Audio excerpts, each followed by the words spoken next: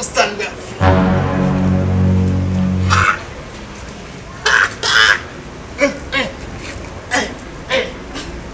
Voilà, ça moi. Ça moi. Ou pou el san lan Ameriken so foot kon nan Anglais. Ah, gade sa ba American boy? Mwen men, wap kom si ma pale, kom si ma propose, men si whatever sa de.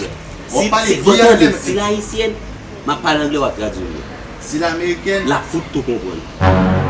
ok, ou anglais haïtien. Avec tu parles anglais, m'a traduit. Clair. Yes. Monsieur Solai, Amen.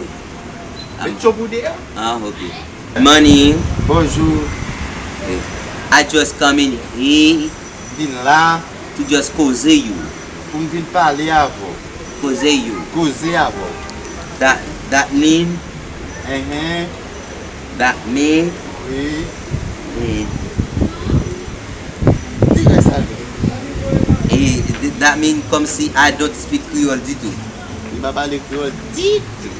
I speak English seulement. Moi, mon en pile. Eh? I speak English net al coolish, so Moi, mon en pile. I can speak English to him. I can talk to him. Top. hello. Hi, how are you? What's your name? Where are you from? Why are you even talking to me? Do you like me? Hello? Hey. Yo. You're not gonna answer me?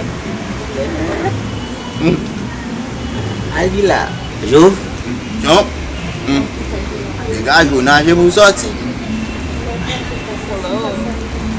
I am mute. You're mute? See, yes. Hello? Are you gonna talk to me? Hello.